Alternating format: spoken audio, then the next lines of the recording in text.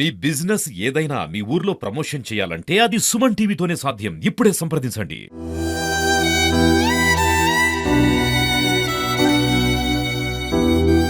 Night నుంచి నిద్ర లేదు, ఆహారం లేదు.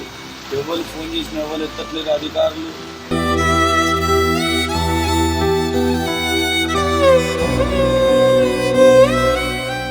మనం సాగర్ వాళ్ళ ఇంటి దగ్గర ఉన్నాము.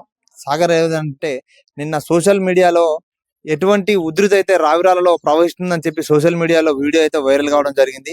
అతను పెట్టిన వీడియో వల్లనే తెలంగాణలోని రావిరాల అనేది ముప్పుకు గురవుతుందని చెప్పి మనం అన్ని సోషల్ మీడియాలో తెలుసుకున్నాము. ప్రస్తుతం మనం సాగర్ వాళ్ళ ఇంటి దగ్గర ఉన్నాము. అసలు ఎటువంటి పరిస్థితుల్లో సాగర్ ఆ వీడియో పెట్టాల్సి వచ్చింది అనేది సాగర్ మాటలు అడిగి తెలుసుకుందాం. సాగర్ చెప్పండి, అసలు ఏం జరిగింది, మీకు ఎన్ని గంటలకు ఇట్లాంటి ఉధృతి కనిపించింది, మీరు ఆ సోషల్ మీడియాలో ఆ వీడియో పెట్టడానికి గల కారణాలు ఏంటి? నైట్ 11-11:30కు వరద వస్తుంది సార్. వరద రావడం వల్ల మేము బయటికి పోయే సిచ్యువేషన్ లేదు. దాంతో పాటు మొత్తం వరద ఎక్కువ కావడంతో కొట్టుకుపోయే పరిస్థితి వచ్చిందని స్లాబ్ మీదకి వెళ్ళాం. స్లాబ్ మీదకి వెళ్ళి ఉన్నాం. వర్షం ఎక్కువ కావడంతో ఇల్లు మొత్తం నిండిపోయింది. అన్నీ ఇక ఇబ్బందుల పాలై మొత్తం స్లాబ్ మీదనే కూర్చున్నాం. వానలో ఉండడం వల్ల పరదా కప్పుకొని కూర్చున్నాం. మీరు ఏదైతే సోషల్ మీడియాలో పోస్ట్ పెట్టడం జరిగిందో ఆ పోస్ట్ వైరల్ కావడం వలన ఈ రోజు మంత్రి సీతక్క కానిచెల్లి, ఎమ్మెల్యే, ప్రభుత్వ వైపు ఎంపీ, మిగిలిన అధికారులందరూ కూడా మీ గ్రామాన్ని సందర్శించడం జరిగింది. మీకు ఏదైనా సహాయం చేయడం కోసం ఈ రోజు సాయంత్రం కూడా సహాయక చర్యలు చేపడదని చెప్పి ఎమ్మెల్యే గారు, మిగిలిన అధికారులు కూడా చెప్పడం జరిగింది. దీని మీద మీ అభిప్రాయం? వచ్చారు సీతక్క, ఎమ్మెల్యే, ఎంపీ అందరు వచ్చారు, చూశారు. నా ఆటో కూడా కొట్టుకపోయింది. ఆటోను కూడా చూశారు. సార్ వాళ్ళు, మేడం వాళ్ళు ఆటో ఇట్లా ఇప్పిస్తామన్నారు. ఇంట్లో రైస్ గీసు అన్ని ఏం లేకుండా బట్టలతో సహా అన్ని కొట్టుకుపోయాయి. అన్ని సహాయం చేస్తానని చెప్పారు మేడం వాళ్ళు, సీతక్క గారు, ఎమ్మెల్యే గారు, బలరాం నాయక్ గారు, కలెక్టర్ గారు అందరు సహాయం చేస్తానని చెప్పి వెళ్ళారు. ఇంటికి కూడా వచ్చారు. ఆటో కూడా కొట్టుకుపోయిన కాడికి వచ్చి చూశారు. మీరు పెట్టిన సోషల్ మీడియా వీడియో వైరల్ కావడం వల్లనే ఈ రోజు ఇక్కడ ఇంతమంది ప్రాణ నష్టం కాకుండా ఉంది. అసలు మీకు ఆలోచన ఎలా వచ్చింది? మేము అసలు ఎటు పోవాలనో తోయక మొత్తం వరదతోని ఇల్లు మొత్తం మునిగిపోయింది. మునిగిపోవడంతో పాటు పిల్లల్ని మొత్తం స్లాబ్ మీదకి ఎక్కించాము. ఏం లేదు, ఏం ఆధారం లేదు. పైనుంచి వర్షం పడుతుంది. మొత్తం అది పట్ట వేసుకొని కప్పుకొని పిల్లలు ఇద్దరు ఇద్దరు వణుకడం వల్ల ఎవరన్నా గవర్నమెంట్ అన్నా లేకపోతే ఎమ్మెల్యే గారు వీళ్ళు సీఎం గారు ఏమన్నా వచ్చి మమ్మల్ని కాపాడుతారో, వేరే సిబ్బందిని పంపించి మమ్మల్ని ఏ విధంగానన్నా కాపాడుతారో అన్నట్టు వీడియో తీసి పంపించాను. ఆ లోపే సెల్లు స్విచ్ ఆఫ్ అయిపోయింది. అయినా మమ్మల్ని ఇంకా ఎవరు రాలేదు అధికారులు. వరద తక్కువ అవడంతో చెరువు కట్ట దిగిపోవడంతో మేము బతికి బయటపడ్డాం.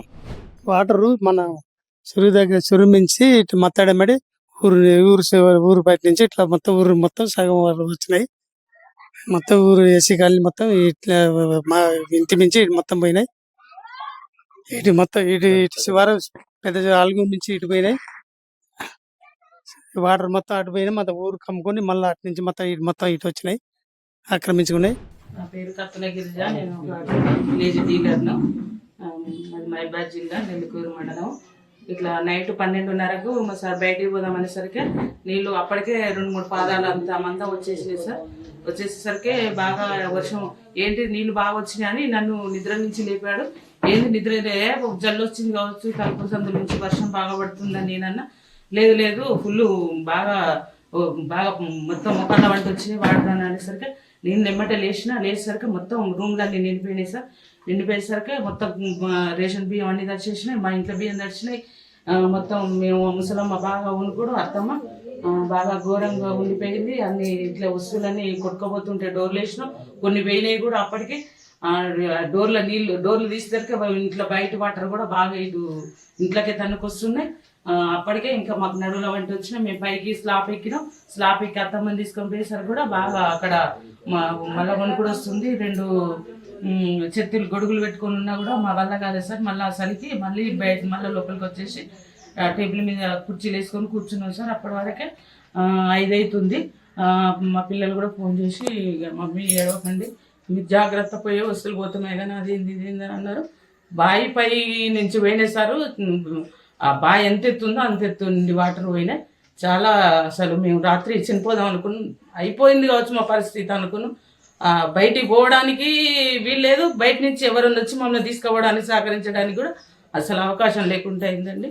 అట్లా బాగా ఇబ్బంది పడినాం. టీవీ ఖరాబ్ అయింది, ఫ్రిడ్జ్ ఖరాబ్ అయింది, కూలర్ ఖరాబ్ అయింది, వాటర్ ఇక్కడ వరకు వచ్చేసినాయి.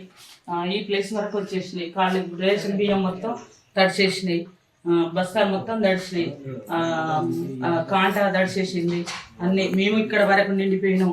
అసలు ఇక ఏమైనా మాకు ముసే అన్న వల్లనే ఉన్నాం పరిస్థితిలో. అసలు అట్లా ఇంటి కాంపౌండ్ కూడా లేకపోతే ఇల్లు కూడా కూలే అంత పరిస్థితిలో ఉంది సార్. అట్లా అసలు మా ఘోరమే, మా పరిస్థితి ఘోరంగా అయిపోయింది. అసలు ముగ్గురం ఇళ్ళనే అది అయిపోతాం కావచ్చు. ఇక అయినా పర్వాలేదు అన్నట్టే ఇక మేము బయటకు వెళ్ళకుండా ఇంట్లోనే కూర్చున్నాం.